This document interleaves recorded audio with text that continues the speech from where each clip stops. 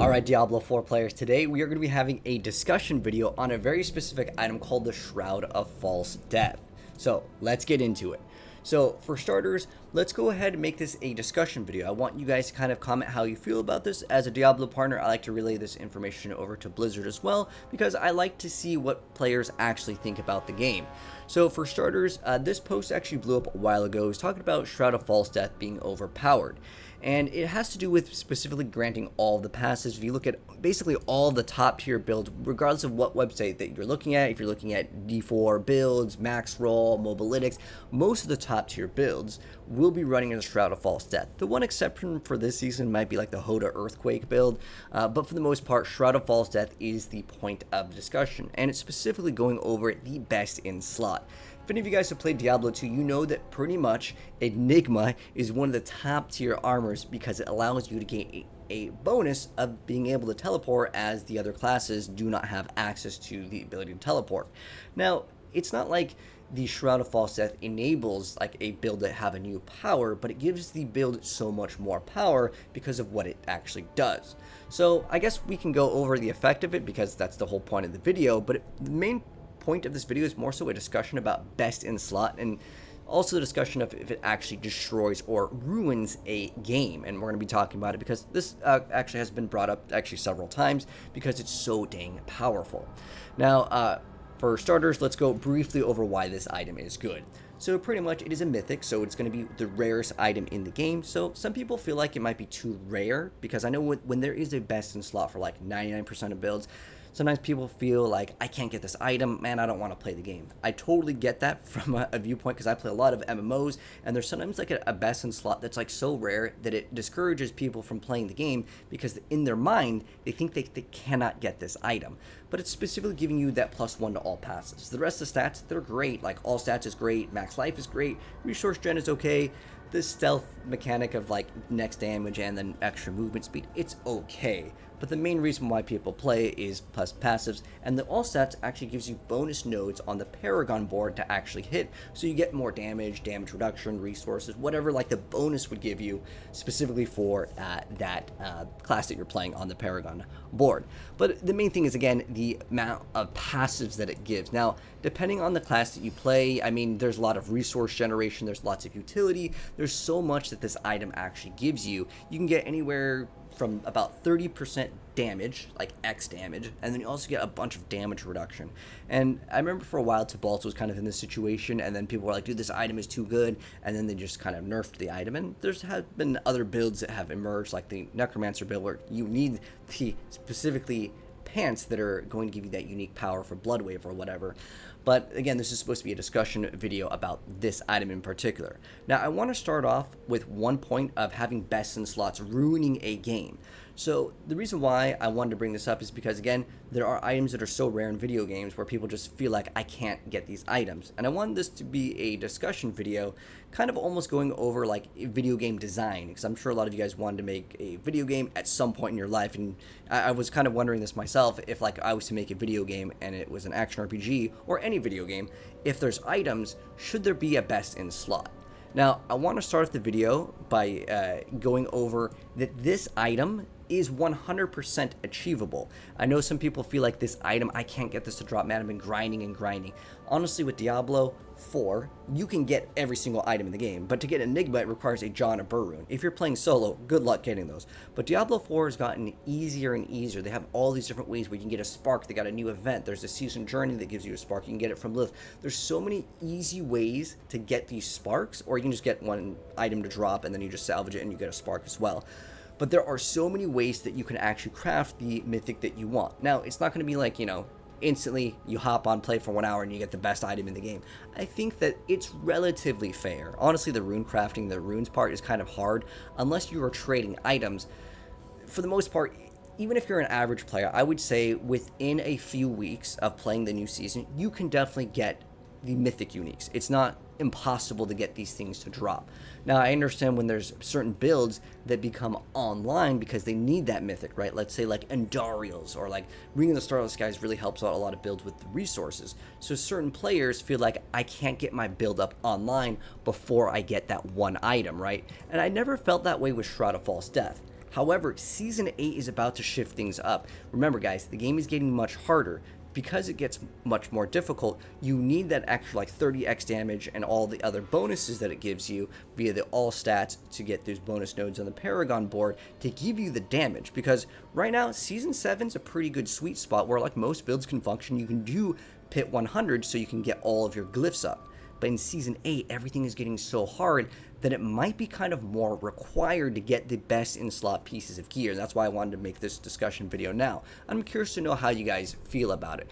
But if you go to, like, again, any build website, Mobalytics, D4 builds, Icy Veins, Max Roll, almost every single build pretty much will be running it. The one exception is because, like, with the Hoda Bard, right, if we were to use this as our example here, you need that specific unique in order for your build to come up online for that double damage, and then also it explodes to, you know, earthquakes.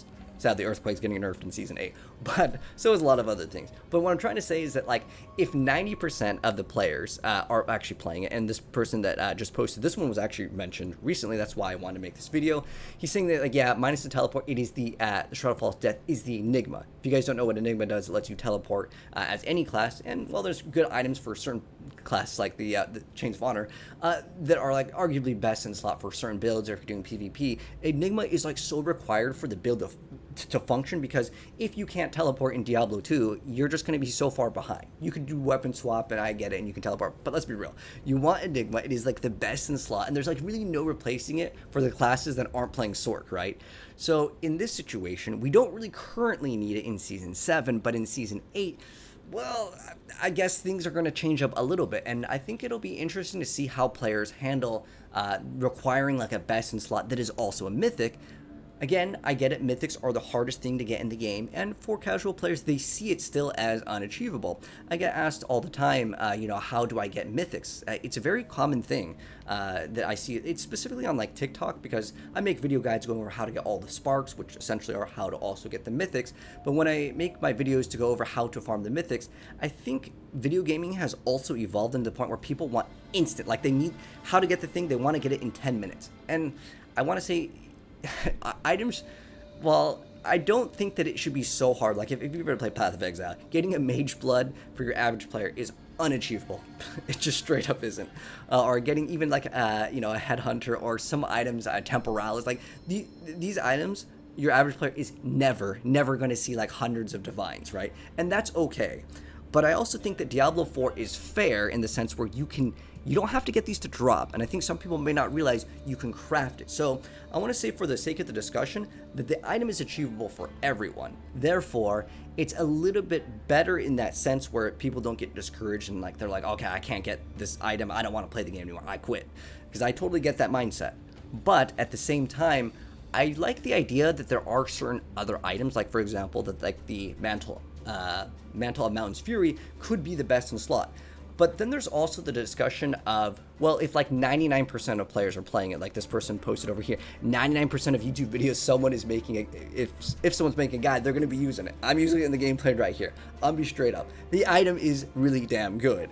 But is it the best in slot for every build? No. But if something's like 90% like played, especially at the top level, right? I think that the game designers could look at the item, and instead of like, let's say nerfing it, right? Because let's look at the item once again over here and go over like what it does. This is a mythic, guys. I think nerfing mythics is the wrong way to approach. I think the better way to approach this is to offer other options. Like this is where the discussion part of the video comes into play, and I want your guys' opinion. Instead of nerfing it, because someone put like +1 to core skills, I'm like, no, don't nerf the mythics. These are supposed to be like these items that are super amazing. Make other options that are so good that makes the player decide, well, I want to play this build, but there's this item and there's this item, and they're both something that you can consider. Like Tyrael's is a pretty good defensive slot item, but because this gives you all the passives, which could be damage reduction in several different spots, and you get the all stats, it's pretty dang good, even in the defensive department, and plus it gives you maximum life, which is a good stat as well. It's really hard to replace this item currently, but I think that if you made Tyrael's maybe a little stronger, or gave another few uniques in the chest slot, because there's so many like items, like the barrier one, that didn't really see too much play as far as uniques go. I think that buffing up the other uniques that are generic for all the classes would be good, because there's so many mythic items in this game in general, which I've mentioned, they need a rework. Check out that video for sure, because this item right here, it sucks. It's one of the worst mythics in the game, and no one plays it. It only saw some play in the earlier stages of the game where you could become immortal if you equip this. After they nerf that, it's pretty much dead. Like, there's no one that gets excited, ooh, I got a slig. It's basically, you got another spark. So as far as it goes, I'm curious to know, again, how you guys feel about best in slots. Do they ruin games? What would you do to change it? And what would you do to Shroud of False Death? Again, I think the better approach to make players not mad is you do not nerf certain things unless it breaks the game. Melted Heart, kind of broke the game, I'm not gonna lie. That nerf is okay, but then they should have buffed something else to make it, again, more lucrative to actually want to play this thing versus like, oh, just garbage, just sell it, you know, or salvage it, don't sell your mythics. But basically, it's not really worth it at all to run Melted. But I think buffing up other things is the right approach when something is too OP. Again, unless it breaks the game, just buff other options so that they are better. Druid has this like thing where the helmet slot is so competitive, right? If anyone has played Druid, you know that like you really have to choose what you want. Harlequin is great, Error Perdition is great, but with almost every single Druid build, they came out with another unique helmet, which is crazy because a lot of people, they want to run Vasilis. They have to run that Tempest Roar because it has like that tag where it counts your werewolf, or your storms are also werewolf skills. You need that for your build to function. But this item, the Shroud of False Death, doesn't enable a build to become online. Again, I get it, in Season 8 things are going to be harder, so you may require certain mythics to kind of progress, but that's part of a progression system in an action RPG, which I think is okay. But again, curious to know how you guys feel about it. Do you guys think best in slots ruin it? How would you guys change Shroud of False Death, or what other uniques do you guys feel like need a buff? I already talked about like a couple of them. Specifically, like there's ones, okay, Druid actually has some pretty good options here, I'm not gonna lie, but like I haven't seen anyone play Thorns. Soulbrand's kind of like the other generic that other classes can play, but like there was a Spiritborn build that did use it because of like the barrier, but for the most part, let's be real, there's not that many people playing Soulbrand. So I think that allowing other options is the best solution versus if everyone's playing it, don't just nerf it so then other things become better. But I think that just bringing everything else up in line with something that's really good is the correct solution to, you know, best in slot, the whole argument of it ruining the game. But I'm curious to know again how you feel about it. But I personally do not feel like it's Enigma. Enigma is completely different because Enigma in Diablo 2, again, your character is so far behind, you never really got to play the game unless you happen to have that. If you're doing any form of content outside of like, I guess with bail runs, you know, you could keep on, one person teleports, and then everyone kind of just goes in and it's fine.